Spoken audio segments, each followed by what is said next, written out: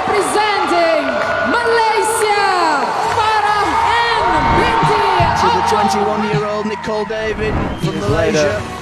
She collects another floor gold medal. 13.82 that sees him claim the gold medal in front of his home fans.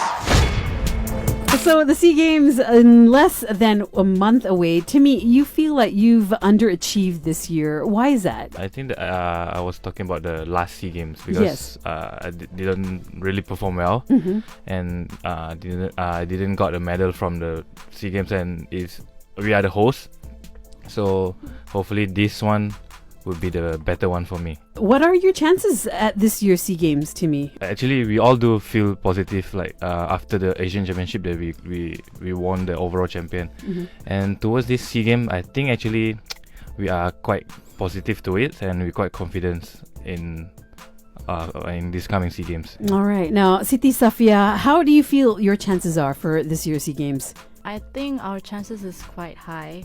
Like, everyone has been performing quite well in the recent tournaments. So like the last Asian Championships was a really positive one. So hopefully we will get to continue our, our strong team, like strong bonding team. Right. And how are you preparing for it? So far we are actually practicing almost every day. Like, we don't have any days off since we got back from Kuwait, and we had like a camp right after when we got back home, and then the next day we had to like practice until like today. We only had like one day off from Kuwait. Wow, yeah. That's a lot of practicing. Ben, your thoughts on the SEA Games preparations from your team here?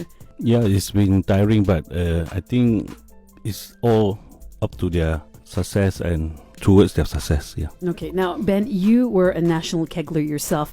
Now, you've been coaching since 2007. How has this experience been like for you as a coach? It's tiring, but it's fun.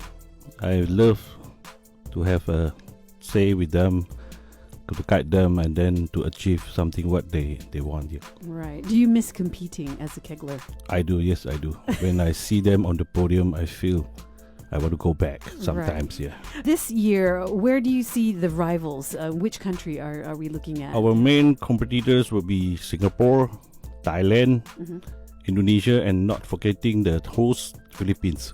The host Philippines. And let's go back a little bit. Timmy, how old were you when you first started bowling? I started bowling at 13, but I learned the basics at 10, and after that I stopped because I involved in volleyballs as well, and then I got competitive when I was age 13.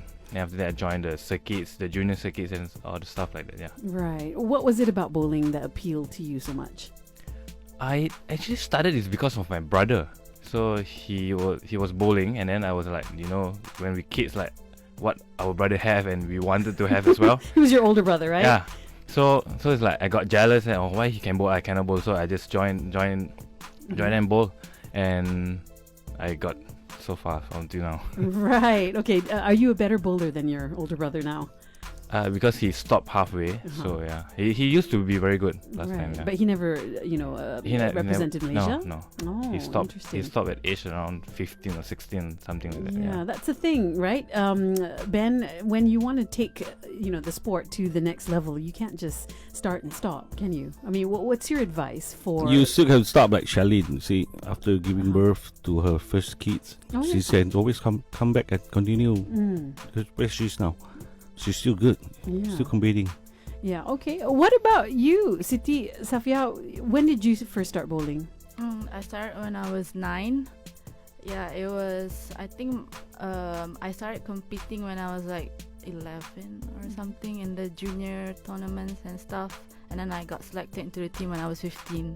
Right. Yeah. Okay. How do these selections work for those of us who have kids who want to take up the sport and actually go somewhere with it? We have a youth circuit, Milo youth circuit every year. They have 7 leagues throughout Malaysia, even East Malaysia. So from there we select from the top bowler to come into the program. Right. Yeah. I mean, how tough and stringent are these? It's selections? A bit tough. It's like 200-300 bowling in one category 200-300 bowlers, youth bowlers. Right. What does it take to be a good bowler? I mean, do you need to start as young as 6, 7, 8 years old, like some sports? I think it's best to have to start earlier, like 7, 8 years old. Yeah, to learn their basics. It takes quite some time to master it for this sport. Right. How old were you when you started, Ben? I'm quite late, about 17. Oh, okay. Yeah, it's old time. It's different. we have Kenny Ang, you know, my doubles partner in the Commonwealth gold medalist. He started like 31st. When he was 31 years old. Yes. So 31 it's years never old. too late in Never the sport too of late. bowling, right? Yeah, you still can excel. Okay. You can bowl until 70, 80 years old. Now, Siti Safiyah, when you are bowling for your life, for those medals, I mean, what goes through your mind? How do you focus, and how do you strike? Usually, I just go like for me, every shot is important because every shot counts. Like if you miss a shot, then you'll regret. Sometimes you can regret your whole life because that one shot might lose a gold medal, for example, right? So like I've been there like a few times. Like I missed like the cut for the like top 3 for the podium. So. And because I missed it because of one silly shot, like one mistake, and I regret it, and I try to fix it. Like every shot, I try to like focus more and take more time before I take a shot. What would you like to tell your Malaysian fans? I hope that everyone can like watch us and then support us. Like, you know, it's not easy to win without the Malaysian fan support. Like we need all their support, and like even like from friends and family, they always like give us positive vibes. Yeah. Yeah.